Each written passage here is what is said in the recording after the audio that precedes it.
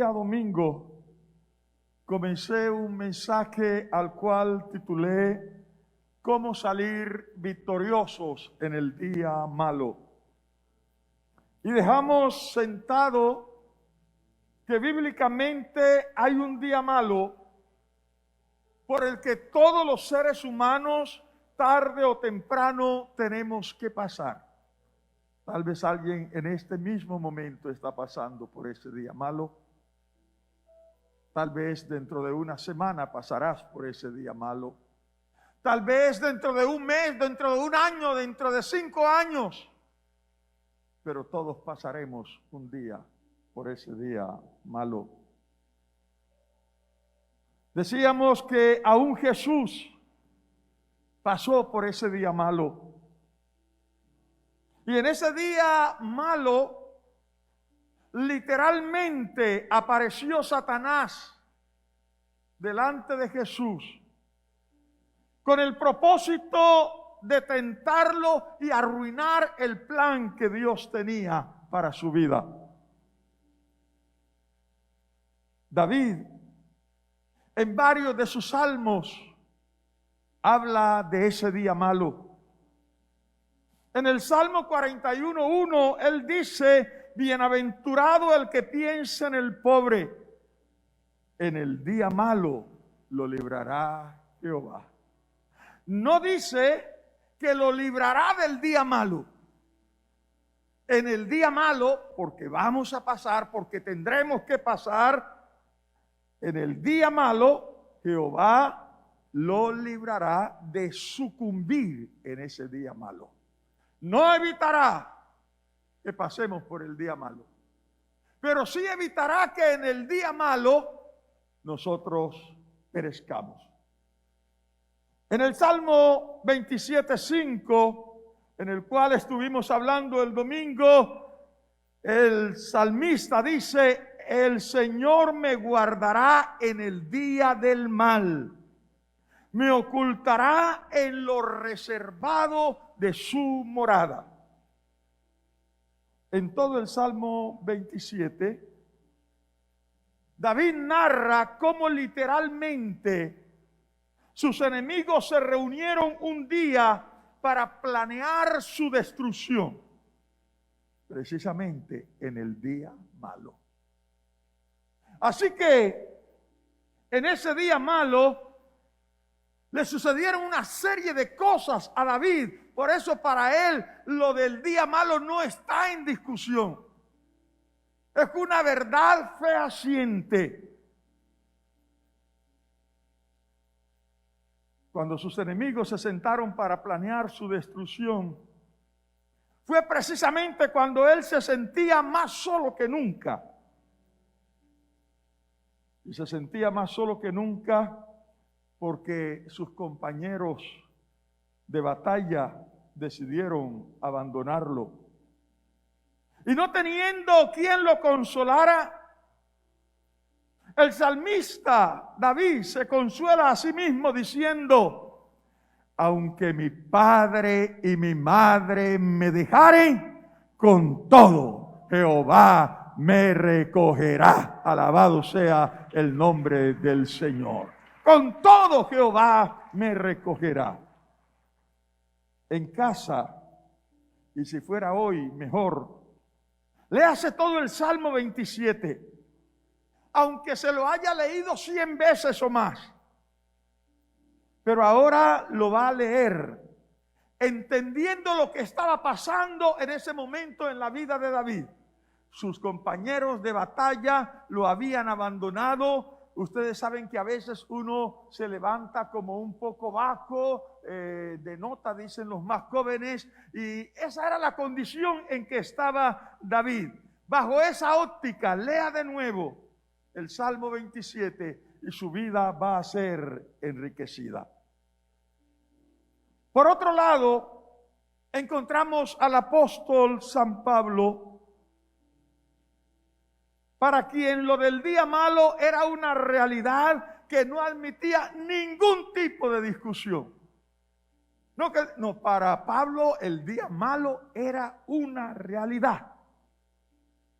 Y él sustenta la idea del día malo, argumentando desde lo teológico, argumentando desde lo histórico, argumentando desde la praxis, o sea, basándose en su propia experiencia, en lo que él había tenido que vivir.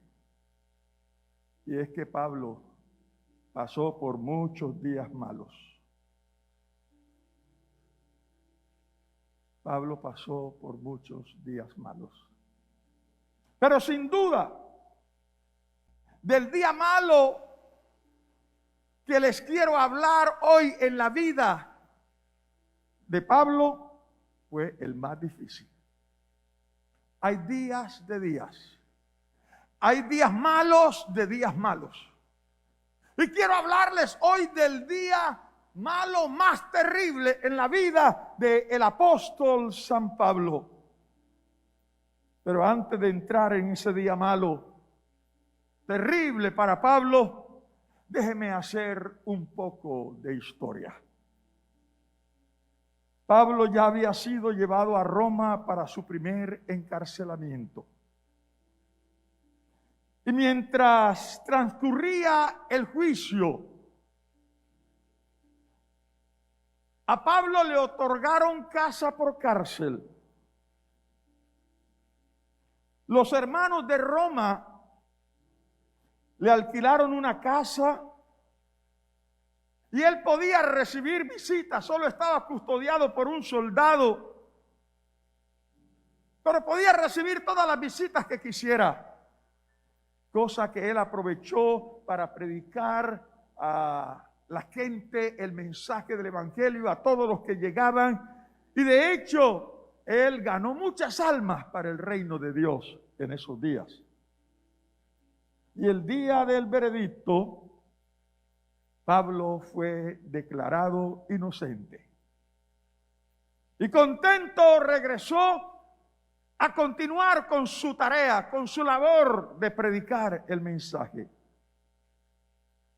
Pero cuando todo estaba marchando bien, Pablo es sorprendido por el día malo. Pablo fue sorprendido por el día malo. Ese día que todos quisiéramos evitar, pero es imposible, porque llega cuando menos lo esperamos. Y llega de la manera que menos nos imaginamos. Los enemigos de Pablo, al saber que Pablo había sido declarado inocente, se incomodaron. No quedaron nada contentos con que Pablo hubiese sido declarado inocente. Así que se propusieron hacer lo que fuera con tal de verlo condenado. Por ello fabricaron unas pruebas en su contra y dijeron: esta vez no escapará. Y efectivamente, después de examinar las nuevas pruebas, Pablo es llamado de nuevo a juicio. Y la situación reviste tanta gravedad que debe ser enviado de nuevo a Roma para un segundo juicio. Cuando Pablo se entera, tiene una mezcla de sentimientos. Por un lado, el juicio, pero por otro lado, iba a poder ver a sus hijos espirituales, a los que se había ganado cuando estuvo allí en esa casa alquilada, pero también a los hermanos de Roma que él no conocía, pero que en esta ocasión ya les había cogido mucho afecto. En ese primer encarcelamiento, cuando el barco llegó al puerto, todos los hermanos de Roma se habían volcado al puerto para darle la bienvenida a Pablo. aunque ellos no conocían a Pablo, ni Pablo les había conocido a ellos, pero al saber que el gran apóstol Pablo estaría en Roma, ellos se volcaron para darle la bienvenida. Fue una gran bienvenida. Pero ahora, en el segundo viaje, cuando va para su segundo encarcelamiento, ya ellos lo conocían. Así que lo lógico es lo que piensa Pablo. Esta bienvenida será muchísimo mayor que la primera. Sin conocerlo se volcaron, ahora cuando ya lo conocen. Pero vaya sorpresa. En esta ocasión no había nadie en el puerto. Ni siquiera los líderes. Lo que por supuesto afligió mucho al apóstol Pablo.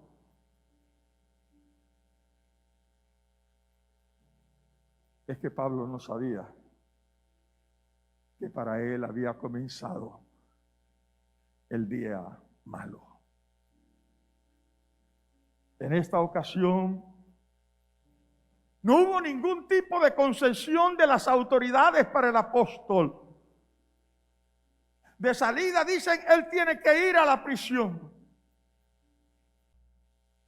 Un sótano frío y húmedo. Pablo llevaba ropa de tierra caliente a enfrentarse al invierno de Roma con ropa de tierra caliente. El apóstol pasó su primera noche angustiado por lo frío y húmeda de aquella prisión, sin un abrigo, porque él esperaba que los hermanos llegaran allí para decir, hermano Pablo, ¿qué te hace falta? ¿Qué necesitas? Aquí estamos. Pero nadie llegó. Pero más que el frío de ese sótano húmedo, era el frío de la soledad. El frío de no saber qué había pasado con estos hermanos que habían sido tan especiales con él. Pero él abrigaba la esperanza que al día siguiente las cosas cambiaran. Y al día siguiente los hermanos estuvieran ahí en la cárcel para ofrecerse. ¿Qué necesitas, mi hermano Pablo? Se acercaran para llevar un abrigo. Se acercaran para llevar una palabra de ánimo. Pero en el día malo todo sale al revés. En el día malo las cosas no salen como tú quieres.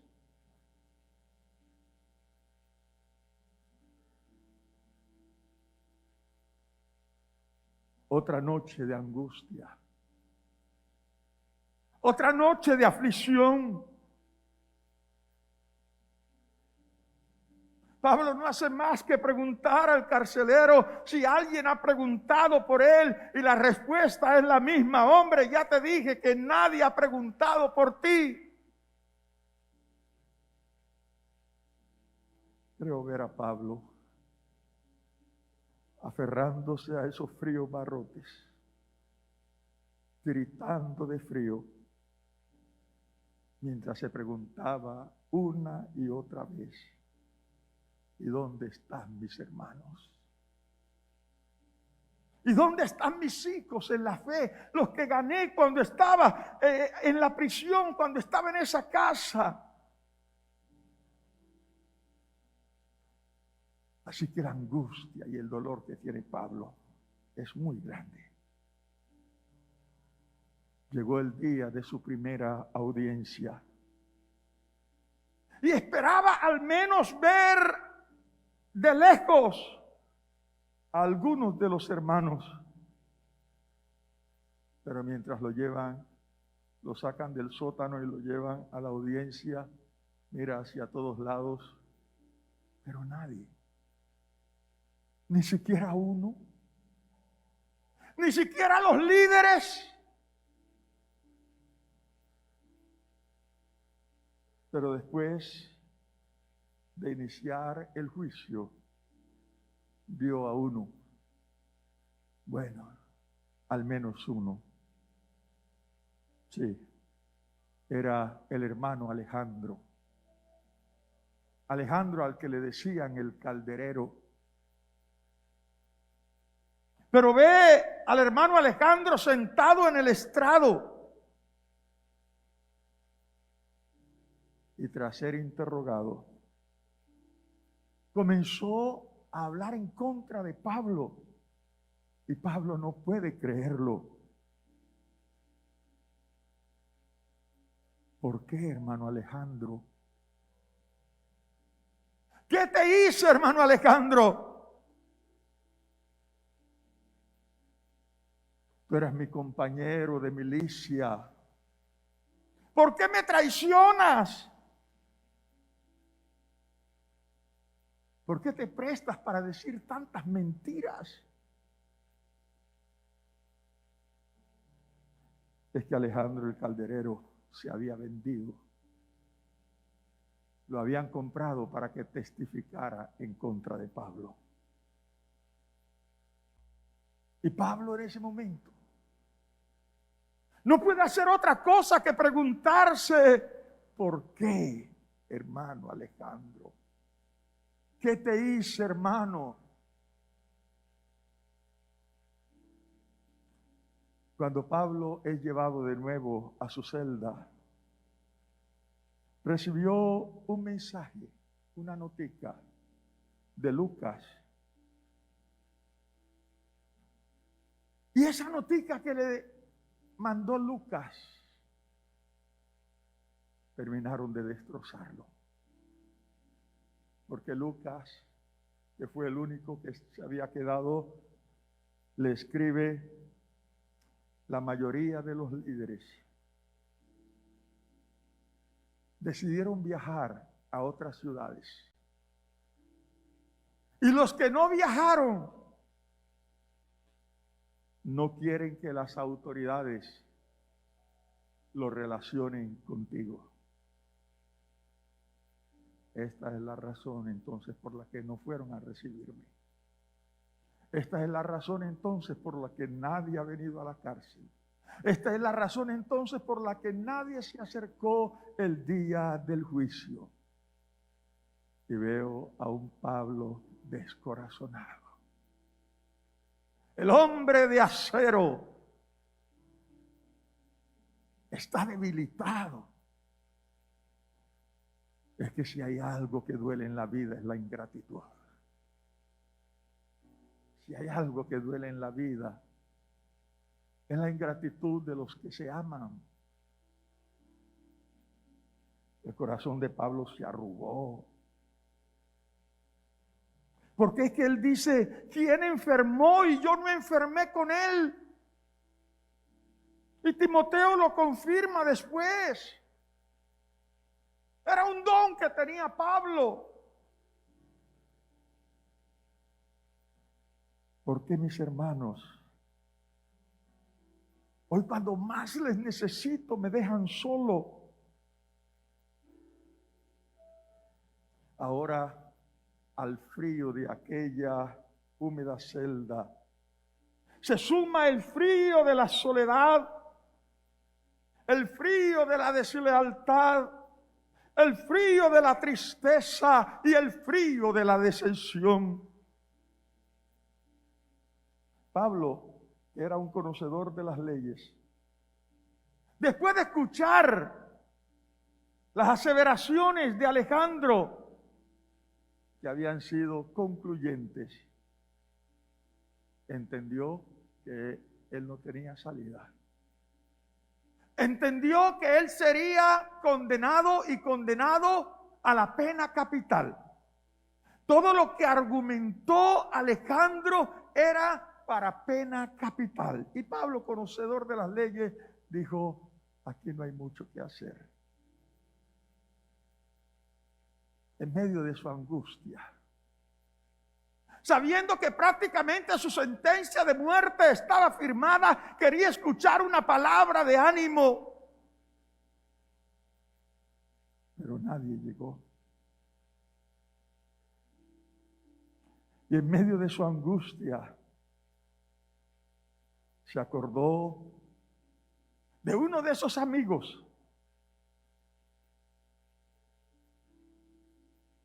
que no cambian.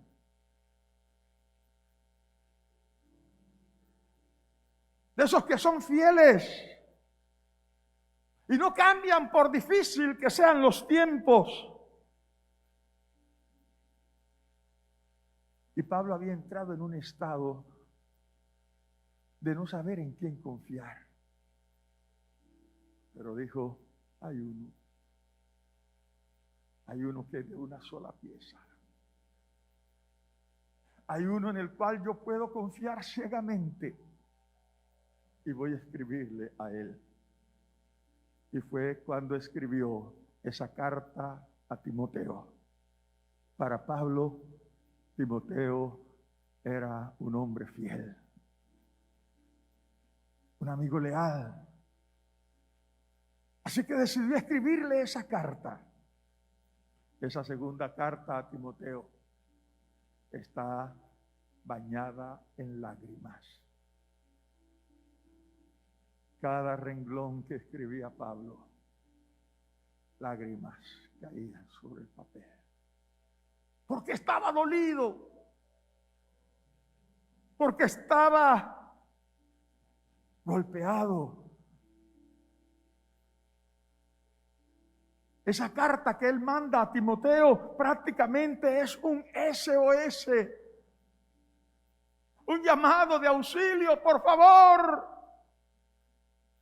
De hecho, la carta decía, Timoteo, me siento solo. Todos los hermanos me han desamparado. Solo Lucas está conmigo. De lejito, pero por lo menos se quedó. Por lo menos fue de que recibí una notica para saber lo que estaba pasando. Timoteo, los demás no quieren saber de mí.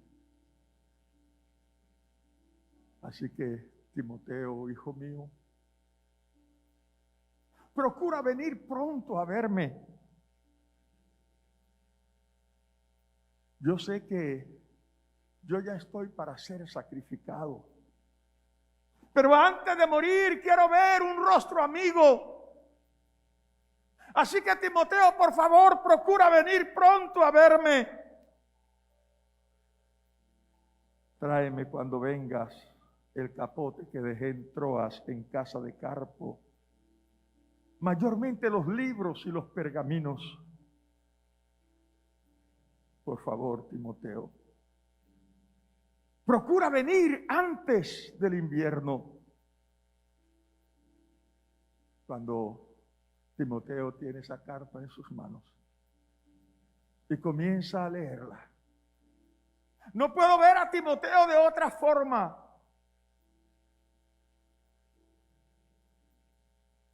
Que leyendo esa carta, lágrimas corren por sus mejillas.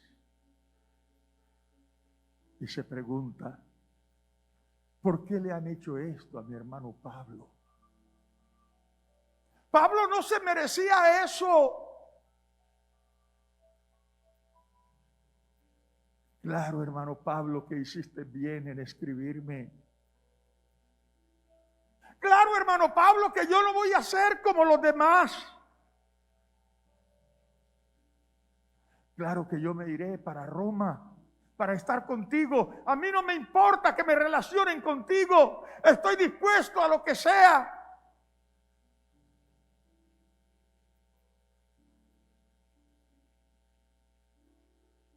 Pero el asunto era que Timoteo era un pastor y tenía múltiples ocupaciones. Así que mientras dejó encargado el culto, el que va a dirigir, el que se va a encargar de esto y aquello, pasaron los días. Y haciendo arreglos y haciendo cosas, los días pasaron. Cuando por fin estuvo listo, arregló su maleta y se va al puerto. Llegó a la compañía llamada La Italiana. Y le pareció raro que a esa hora las oficinas estuvieran cerradas, todo el puerto estaba cerrado, y preguntó por qué estaba todo cerrado a esa hora. Y es cuando le responden, ¿no sabe qué? Ya ha entrado el invierno. Así que por orden de capitanía del puerto ya no zarpan naves hacia Roma. La angustia de Timoteo es grande. Y ahora,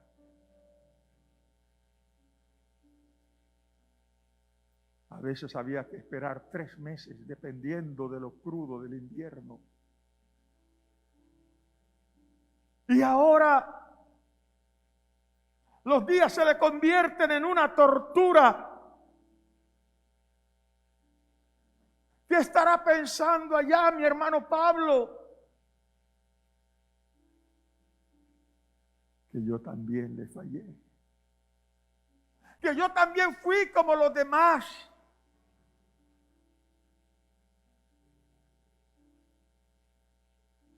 Y allá en el otro lado, en Roma, Pablo calcula el tiempo. Ya debería estar aquí Timoteo. Pasan los días. ¿No ha venido un señor Timoteo a preguntar por mí? Nadie ha preguntado por ti. Tú también, Timoteo. Tú también, hijo mío.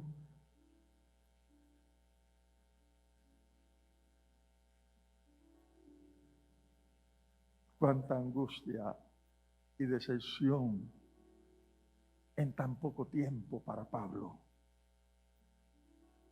Es que por lo general eso sucede en el día malo. En el día malo todo llega a borbotones. Una cosa, la otra, la otra, la otra. La angustia y la aflicción se multiplican.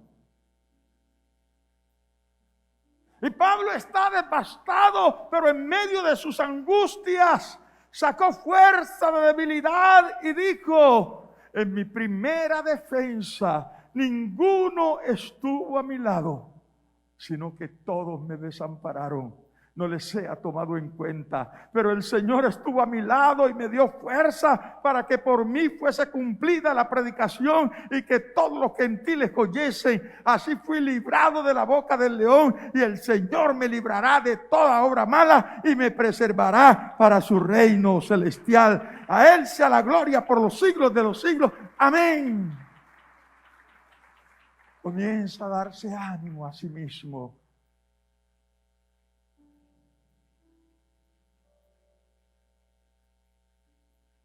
Y siguió esperando a Timoteo.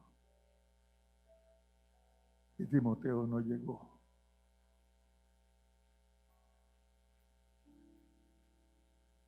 Cuando lo notifican: señor Saulo de Tarso, usted ha sido condenado a la pena capital. Mañana será decapitado. La tristeza es grande. Pero antes de ser decapitado, Pablo dijo estas palabras: